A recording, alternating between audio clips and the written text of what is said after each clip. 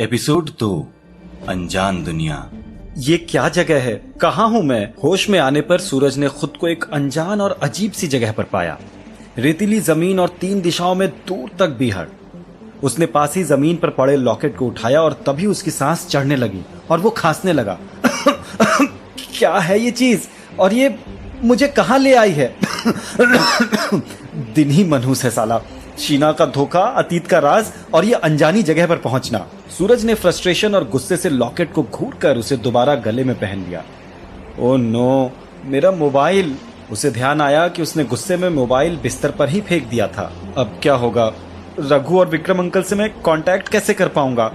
वापस कैसे जा पाऊंगा इस जगह से? पैसे भी नहीं है मेरे पास। आसपास देखते हुए सूरज को पश्चिम दिशा में कुछ इमारतें और हलचल दिखाई दी। यहाँ पे खड़े रहने से अच्छा है वहीं चला जाए। किसी के फोन से रघु और विक्रम अंकल को कांटेक्ट किया जाए। तभी उसे सामने से एक बला की खूबसूरत लड़की बल खाती हुई आती दिखाई दी।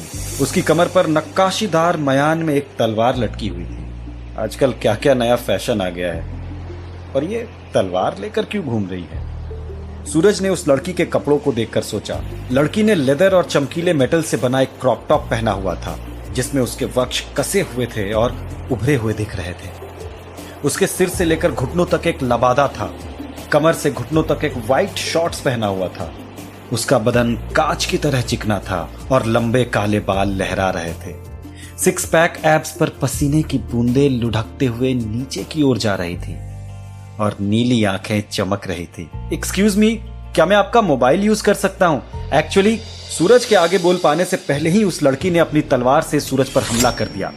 दूसरी तरफ विक्रम अंकल और रघु आश्चर्यचकित होकर सूरज के कमरे को देख रहे थे। सूरज अंकल, सूरज अचानक कहाँ गायब हो गया?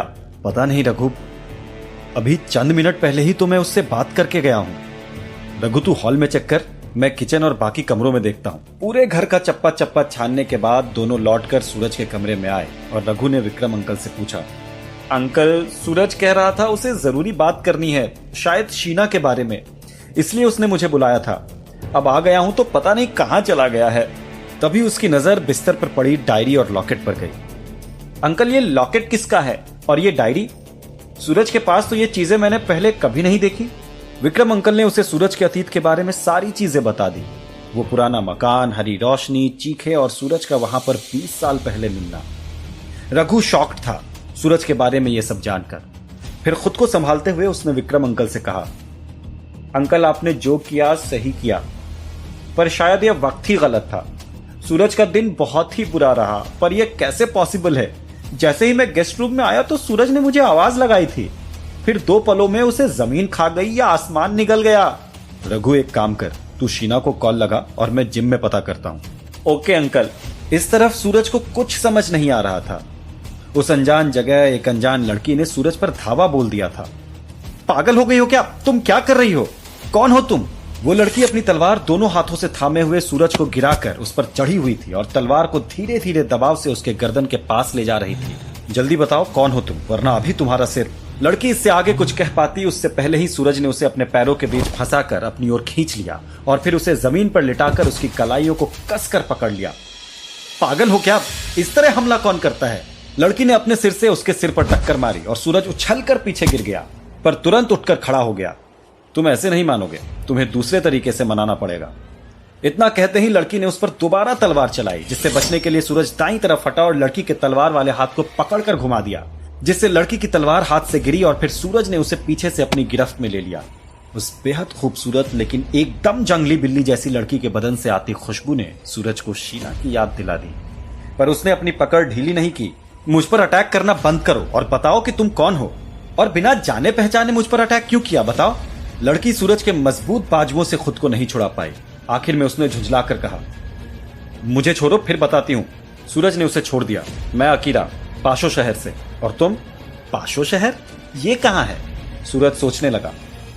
मैं इंदौर से हूं। इंदौर? ये कौन सी जगह है? शायद सीमा पार की कोई जगह है। तुम यहां कैसे आए? सूरज उसके सवाल का कोई जवाब दे पाता इससे पहले ही उसका सिर घूमने लगा और वो बैठ गया। अकीरा ने सावधानी बरतते हुए पूछा, तुम ठीक हो ना? हाँ मैं ठीक हूं, बस चक्कर आ गया। आज दिन क्या है और टाइम क्या हो रहा है? सूरज ने खुद को संभालते हुए पूछा। उसे ध्यान था कि उसकी दुनिया में रात थी और यहां दिन। दिन? टाइम? तुम पागल तो नहीं हो? आज मंडे है, 25 जुलाई 2022। अजीब बात है, डेट तो आज की ही है और इनके यहाँ टाइम भी हमारे जैसा है, सूरज ने धीरे से बुदबुदाते हुए कहा। अकीरा ने सूरज को देखते हुए कुछ पलों के लिए सोचा और फिर कहा, मैं तुम्हें पाशो ले चलती हूँ, तुम्हें शायद वहां मदद मिल जाएगी। सूरज अकीरा के साथ चलते हुए उसे लगातार देखे जा रहा था। अकीरा लगभग 5 फुट 10 इंच की थी। उसके जिस्म की बनावट देखकर साफ पता चलता था कि वह फिजिकली काफी एक्टिव थी। हाथों और पैरों की कसी हुई मांसपेशियां, 6 पैक एब्स और कुछ देर पहले हुई उनकी लड़ाई से सूरज को साफ पता चल गया था कि अकीरा कोई आम लड़की नहीं थी। अकीरा के सीने के ऊपरी भाग में एक तलवार बनी हुई थी, जिसका हैंडल उसके सीने की गहराइयों तक जा रहा था और बाकी तलवार उसके सुडौल उभारों के बीच समाई हुई थी। सूरज की नजरों को अकीरा ने पकड़ लिया। पसंद आया तुम्हें नजारा? काफी सेक्सी है ना? क्या? ओ सॉरी, हाँ, नहीं। सूरज घबरा गया। अकीरा हंसने लगी। मैं तलवार की बात कर रही हूं। वैसे तुम तलवार लेकर क्यों घूम रही हो? पुलिस का डर नहीं है या तुम्हें किसी से खतरा है? किसका खतरा? सूरज ने आगे कुछ नहीं कहा। वो अपने माँ बाप और लॉकेट के बारे में सोच रहा था। उसने सोचा अगर वो वापस नहीं जा पाया तो यहाँ रहेगा कहाँ? यहाँ तो इस अजीब सी पर खूबसूरत लड़की के अलावा वो किसी को जानता ही नहीं है। कुछ देर बाद सूरज ने नोटिस किया कि अब अकीरा उसे देख रही थी। अकीरा ने उसकी नजरों को समझ लिया और कहा, तुम मुझे देखकर मजे ले सकते हो, तो क्या मैं तुम्हें देखकर मजे नहीं ले सकती? आई एम सॉरी, पर तुम गलत अंदाजा लगा रही हो। मेरा वो मतलब नहीं था। मतलब कुछ भी हो, पर एक बात जरूर है, काफी ताकत और फुर्ती है तुम में। बहुत कम लोग मुझे इस तरह चुनौती दे पाए हैं। I am impressed. सूरज के मजबूत जिस्म को देखकर अकीरा के चेहरे पर एक मुस्कान आ गई। बातें करते हुए दोनों रासा फेस्टिवल तक पहुंच गए। चारों तरफ भीड़ थी और लोग अजीब से गैजेट्स, डिवाइसेस और मशीन्स के बारे में बातें कर रहे थे। सूरज को ना तो उनके शब्द समझ आ रहे थे और ना ही मतलब। उसने देखा कि एक लड़की अपने दोस्तों के बीच एक छोटे गोल डिवाइस की मदद से खुद के शरीर के कई हिस्सों को अलग कर और जोड़ रही थी। उसके दोस्त हंस रहे थे और वंस मोर चिल्ला रहे थे। किसी के पास भी मोबाइल फोन नहीं दिख रहा था। तभी अकीरा उसे पकड़कर एंट्री गेट पर ले गई। ये रासा फेस्टिवल है, इसके बारे में तो सुना ही होगा ना? सभी शहरों से बेस्ट वॉरियर्स और वॉर गैजेट्स की एनुअल एग्जीबिशन और स्पोर्ट्स एक्टिविटीज। तुम्हें कौन सा वॉर गैजेट पसंद है? सूरज का ध्यान अकीरा की बातों पर नहीं बल्कि पाशो शहर और रासा फेस्टिवल पर था। हर जगह छोटी बड़ी दुकान थी और हर दुकान में लड़कियां ही शॉपकीपर्स थी। हर जगह विशालकाय डिजिटल स्क्रीन, हवा में अपने आप प्रकट होने वाली स्ट्रीट लाइट्स और एक भी गाड़ी का नामो निशान तक नहीं। लोगों ने अजीब से कपड़े पहने हुए थे, जिसमें लबादे, मेटल से बने टी शर्ट, पैंट्स और मेटल से बने जूते शामिल थे। सूरज ने एक बात और नोटिस की कि यहाँ पर पुरुषों की संख्या बहुत कम थी और महिलाओं की बहुत ज्यादा। डिजिटल स्क्रीन पर चलने वाले अजीब से एडवर्टीजमेंट्स में सिर्फ महिलाएं ही थी। एडवर्टीजमेंट जैसे कि आई वॉरियर पिल्स, जिसको रात में सोने से पहले खाने पर लेवल 3 तक की ट्रेनिंग आपकी नींद में ही पूरी हो जाएगी। एक पोस्टर पर एक महिला को ग्रेट लीडर बताया गया था पाशो शहर का। सूरज को एहसास हुआ कि ये दुनिया महिला प्रधान दुनिया थी। क्या मुझे एक मोबाइल मिल सकता है? मुझे अपने दोस्त और अंकल को कॉल करना है। क्या मिल सकता है और क्या करना है? अकीरा ने उसे घूरते हुए पूछा। सूरज को समझ नहीं आया कि वह क्या कहे। उसने उसे समझाने की कोशिश की, पर दोबारा सिर चकराने से उसने वो कोशिश छोड़ दी। अकीरा ने सीटी बजाई और अचानक एक 2 पैरों वाला जानवर उसके पास आ गया। लगभग 2 फुट की ऊंचाई, 2 पैर और बिना कोई हाथ और 4 आंखों वाले इस जानवर को देखकर सूरज डर गया। डरने की जरूरत नहीं है, ये मेरा पालतू है। वीवो नाम है इसका। बहुत खूबियां हैं इसमें, धीरे धीरे पता चलेंगी, है ना वीवो? सूरज समझ नहीं पा रहा था कि यह असलियत थी या फिर एक सपना। अकीरा की नजर बचाकर उसने अपने लॉकेट को अपनी टी शर्ट के अंदर डाल लिया और सोचा कि जब तक कुछ समझ नहीं आता तब तक चुप रहा जाए। सूरज को लगातार खांसता देखकर अकीरा ने उसे खाने के लिए एक स्नैक्स ऑफर किया, जो ब्रेड स्लाइस जैसा दिख रहा था, पर उसका रंग गहरा हरा था।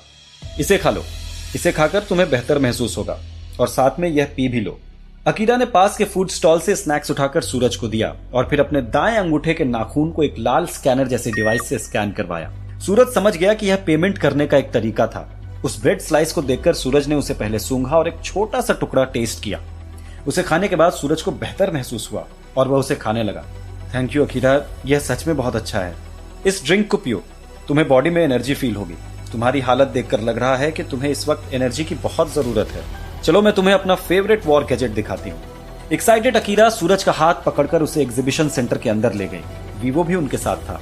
विक्रम अंकल को परेशान देखकर रघु उन्हें शीना के घर ले गया। क्या हुआ अंकल, तुम्हें पता है सूरज कहाँ है? विक्रम अंकल के पूछने से पहले ही रघु ने पूछा। मेरा सूरज के साथ रिश्ता था, है नहीं, मैंने उसके आने जाने का कोई विजिटिंग रजिस्टर नहीं बना रखा। शीना, अगर तुम्हें कुछ भी मालूम हो तो हमें बता दो। सूरज कल रात से गायब है, ना मुझे कुछ पता कर गया ना रघु को। अंकल, मुझे नहीं पता कि सूरज कहाँ है, अगर पता होता तो मैं आपको बता देती, शीना ने ठंडे लहजे में कहा। शीना के अपार्टमेंट से बाहर आकर विक्रम अंकल टूट गए। रघु ने उन्हें संभाला और कहा, अपने आप को संभालिए अंकल, हमें सूरज को ढूंढना होगा, पता नहीं वह कहाँ होगा और किस हाल में होगा। रघु, मुझे लगता है कि हमें पुलिस की मदद लेनी चाहिए। जितनी जल्दी हम रिपोर्ट करेंगे, सूरज के मिलने के उतने ज्यादा चांसेस हैं, और हमारे पास तो कोई सुराग भी नहीं है, शायद वो लोग कुछ ढूंढ पाए। पर अंकल, पुलिस वाले हमारी रिपोर्ट नहीं लिखेंगे और हम उन्हें क्या बताएंगे कि हम दोनों घर पर थे, फिर एक पल पहले सूरज की आवाज सुनी और दूसरे पल वो अपने कमरे से गायब हो गया। वो हमें पागल समझेंगे। मुझे लगता है कि हम पहले अपनी कोशिश कर लेते हैं, अगर कुछ नहीं हो पाया तो हम पुलिस को खबर करेंगे। विक्रम अंकल ने मन मारकर हाँ कह दिया। ठीक है रघु, हे भगवान सूरज को सही सलामत रखना। चलिए अंकल, घर चलते हैं। किसी अजीब जगह पर फंसा हुआ सूरज एग्जीबिशन देखकर समझ गया था कि उस जगह पर फाइटिंग कल्चर था और हर इंसान को लेवल 1 से लेवल 10 तक की अलग अलग फाइटिंग स्किल आती थी। साथ ही लेवल 5 से आप गैजेट्स और वेपन्स यूज कर सकते थे। तुमने देखा ना कितना पावरफुल गैजेट था स्ट्राइक ऑल, सिर्फ एक स्ट्राइक में आपका ओपोनेंट फिनिश। आई थिंक मैं नेक्स्ट वर्ल्ड लीग में इसे अपना प्राइमरी वेपन सेलेक्ट करूंगा। मेरा सेकंड फेवरेट है स्टॉर्म बस्टर। वैसे तुम बताओ, तुम्हें कैसा लगा? एग्जीबिशन सेंटर से बाहर आते ही अकीरा ने सवाल पूछना शुरू कर दिया, पर सूरज की तबीयत बिगड़ती जा रही थी। वीवो सूरज को देखकर अजीब सी आवाज निकालने लगा। अकीरा ने उसे चुप कराया और सूरज से पूछा, सूरज, आ रही हो ओके? मुझे सांस नहीं आ रही, मुझे। सूरज खुद को संभाल नहीं पाया और एक स्टॉल पर बैठ गया। उसके दिमाग में शीना, रघु और विक्रम अंकल घूम रहे थे। ताशा, जल्दी से पोर्टल लेकर आओ और प्रोफेसर से कांटेक्ट करो, हरिया, अकीरा ने एक लड़की से चिल्लाकर कहा। अकीरा! सूरज अचानक से बेहोश होकर गिर गया। क्या सूरज इस अनजान दुनिया में सरवाइव कर पाएगा? अकीरा सूरज की दोस्त है या दुश्मन?